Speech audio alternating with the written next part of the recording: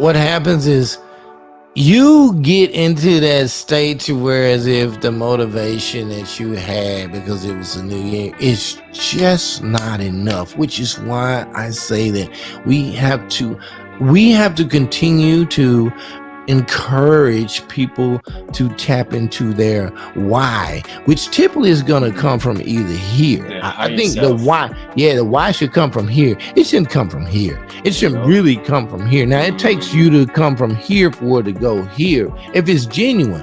Now if it comes, I feel like it starts here. Yeah, and then you process it in your mind to actually make it happen. I agree 100% because without a brain you can't execute it, but you have to feel that way first, right? Meaning with the guys that are on the team that are like they lost someone to cancer. These guys, it hit here first, right? And just so happened I had a product or a brand that kind of fit the mold to what had happened to them, and I facilitated and provided a platform for them to execute what was here. They executed here because of the platform that was created. Does that make sense? 100%. And there's one thing also that I feel like is very necessary to talk about is the fact that then people get addicted to motivation. It's like a drug. It's like you get that high. It's like when you smoke, you get that high for a minute, but when it goes down, you crash, and then you keep longing for that feeling when you felt, your heart was pumping, you was feeling elevated in a way, 100%. I feel like that's what motivation do. It does. It does. That's temporary. What it does now. It's temporary. For a minute you feel high, but when you crash, it's actually even more dangerous than just staying in that neutral state. You know what I mean? 100%. So I do agree that do you have any instances of that where it really become a drug where people keep needing that? Do you have any examples of that? Well, actually I do, and I'm actually glad that you brought that up because I do honestly believe that, and I typically work off of in a 90-10 rule. Okay, 90% of the people are in the herd, just like the cows. Yeah, the herd mentality. That's something I avoid a lot. Yeah. The rancher comes out. The rancher knows it's time for the dairy cows to get milk. And guess what the cows do? They run to him. They run to the expected destination that they went through or to for all these years. They go through there, they know their procedures because it's familiar with them, and that's what they do. See, a lot of us, we're creatures of familiarity. Whatever it is we're familiar with, man. All of the animals. Most of them. But again, we sometimes 90% of us in the community, we fall into that 90% category, just like the cows, the herd, right?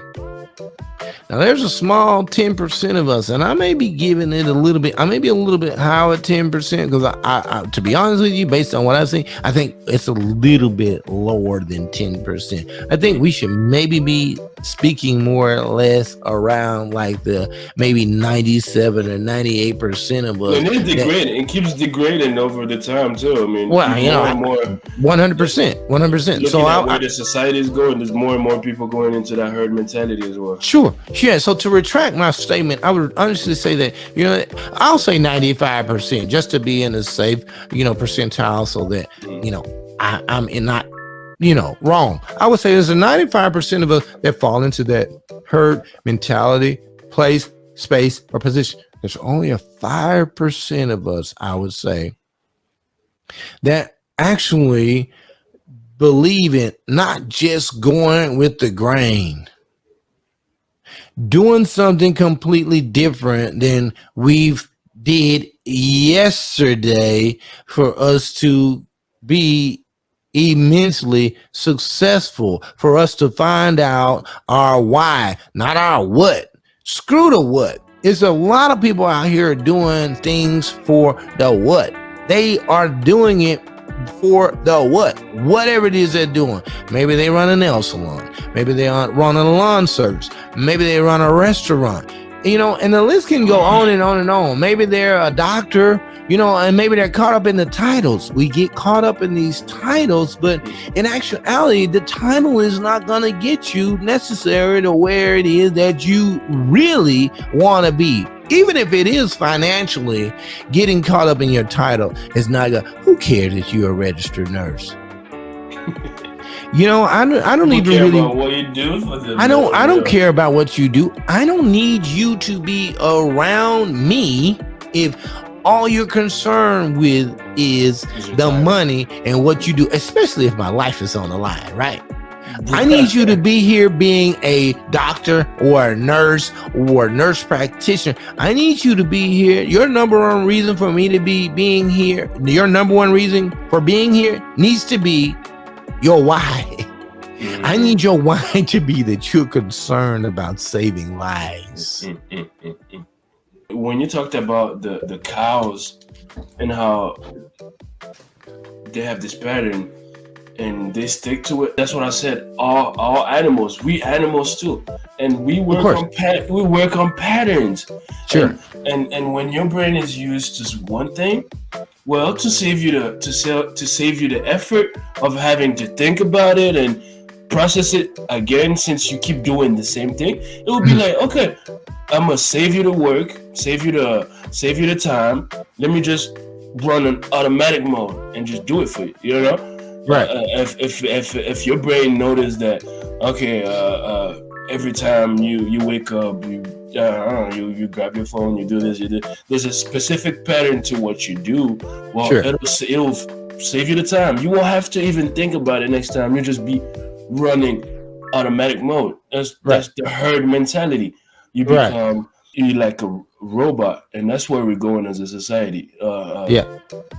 When it comes to motivation and all, your brain will always look for that energy to get a boost of confidence every time something happens, and you lose confidence. You're not. Oh yeah, I don't want to wake up. I don't feel good or whatever.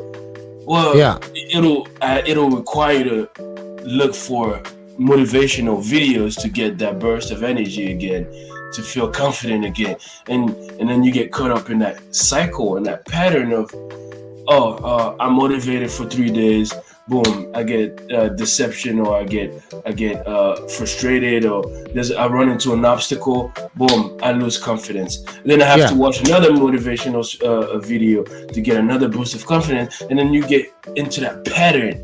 Yeah, and that's where a lot of people actually fall into, because you haven't found your why. For example, if somebody had an accident, let's say someone who was in the army and he's trying to get rehabilitated into life, he needs to learn how to walk again or whatever. For that person, he's not gonna give up until he actually reaches that. It's not gonna. Obviously, it'll hurt. It's gonna be hurtful. It's gonna be painful. But if that person wants to walk again, he'll fight through. Yeah. Same way with somebody who say is obese, and the doctor tells you you're gonna die if you keep going like that. Sure. That person doesn't work out the same way as someone who doesn't have any health issues. Going to the gym. Absolutely. There's a difference in the way they operate. Yeah. Does it make sense? Yeah, 100%. And I think because, well, let's just say this, they're not motivated, okay? They have been inspired to live. You ever talk to, and I've been around several cancer patients before, and a lot of them, man, they have their inner reasons why, whether it may be their family, maybe it be their immediate kids. things that they haven't done already fighting in life. They keep fighting, and they are inspired to keep fighting until they leave this earth. They're not motivated anymore. They are inspired, and that's why it becomes a necessity. That's why I say find your why. This is not just industry. This is not industry specific. This is all the way across the board. It doesn't matter if you're a window cleaner or a floor mopper or a dishwasher. You still need to be able to find your why you are doing whatever it is you're doing. And if the day you just say, hey, I don't want to find my why, then you may as well go ahead and line up down there in the U line. That's what we call here in Texas. We call it the unemployment line.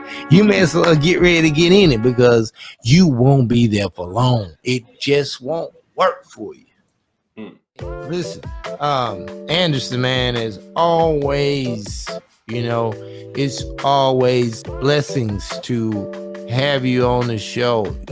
Just to have your insight is it's priceless, because it's priceless, because a lot of times, you could be so accustomed to doing the things that you're accustomed to doing, and then lo and behold, here comes someone out of the blue, right, from a whole different country that actually gives you a completely total different perspective on life. And it's not even a motivation, it's an inspiration. And with that being said, it creates a place in that space for you to continue, that environment for you to continue to move forward and put you back on the tracks that you had slightly remotely gotten off of. You get back on those tracks just like a train, and then the next thing you hear is all aboard. It's on. So, but to go once back, again, it's on. To go back to what you just said, man. I mean, this is my why, and this is why we clicked, because we have the same understanding of what we want to achieve before we leave this earth. My why is to be able to share my experience. I feel like I've been sent on this earth to be an observer. Sure. I'm not sure. It doesn't matter if I know or not, but this is my why, to be able to share experiences, because this, to be honest, I mean, a lot of things are going wrong in this earth. A lot of things, it looks like it's going down, Mm-hmm. And there's a lot of people. Mayday. Mayday. Okay. SOS. So I feel like people have, especially what we're just talking about. It's kind of like that new phone. Not to cut you off. It's like that new iPhone. That new iPhone has a crash feature right now. If you crash, you don't have to call 911. I'll be already dead. But go ahead. Not to cut you off. Go ahead. Go ahead. So I was saying that the reason why, the reason why I feel like I'm blessed to be on this conversation is because this is a platform that helps me reach my why, help share my insight. I don't pretend to know more than anybody else. You just saying that, man. Stop it. No, I'm saying that my experience, if it helps one or two person, then my goal is accomplished. If somebody can listen to us and say, oh wow, I understand now that I don't need constant motivation. I just need to find the inspiration, my why, and get going. And you never know what that person may accomplish tomorrow. Whatever snippet that they can relate to, if they can find something relevant in there, that they can apply to their daily lives. Sure. Well, my job is accomplished. Yeah, 100%. 100%. I mean, job done. It's like I always say, you know what? You may as well stick a fork in me. I'm done.